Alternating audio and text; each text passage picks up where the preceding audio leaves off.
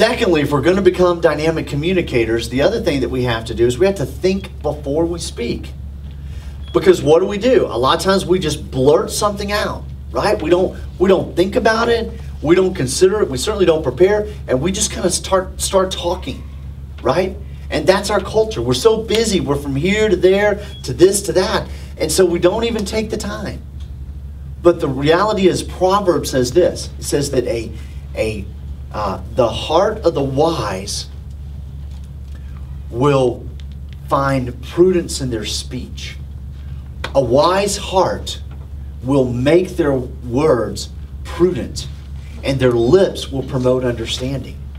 So the idea is that an intelligent person, a person who is wise, a person who wants to have persuasion in others' lives and influence in other lives, you know what they'll do? They'll take the time to think through it.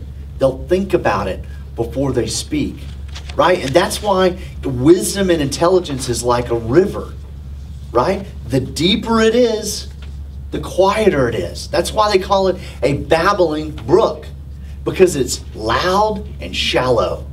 Have you ever known anybody like this? I mean, there are some people who will just talk incessantly. Words, words, words, words, words, words. And just like there's no way that they're thinking through what they're saying. And there's an old adage, you guys have heard of this, but it's the old adage about E.F. Hutton.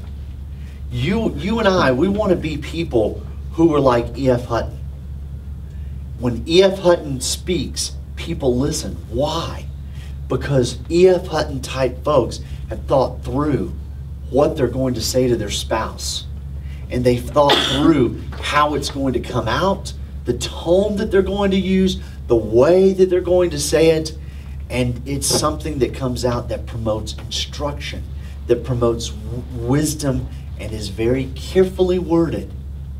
And so the question is are you thinking before you speak? Because there's a lot of things that we say. The Proverbs talk about there's some words that will pierce like a sword. And a lot of times those are unthinking words. We haven't thought through it at all.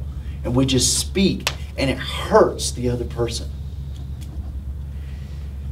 Thinking before we speak is just huge. And you know, Gary Smalley wrote a book, The Love Languages. And in that book, if you haven't gotten it, I'd suggest you get it.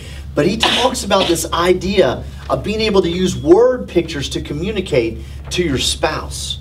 And so maybe you want to communicate, you know, hey, when you do this, it really, really makes me emotionally just go down the tubes. And so you might use a word picture of the balloon, right? We use this in our household a lot. It's like, listen, when you said that, I just want to let you know, it just is like all of the air in my balloon was let out. It just totally deflated me when you use those words, or when you said that, or when you do that, right? Or we may paint a word picture about, hey, when you say that, or when you do that, I just want you to know that there's this iceberg, and part of the iceberg's out of the water, but the majority of it's under the water.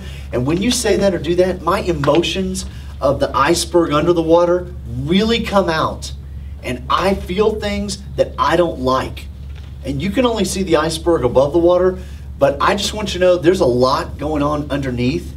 And my heart really, really is hurt, or I'm really offended, or this particular thing happens underneath the water. And so there's a lot of word pictures that for your marriage or for your relationships, you can begin to create and use that, but it's a part of thoughtfulness before we speak. Using word pictures is a phenomenal help.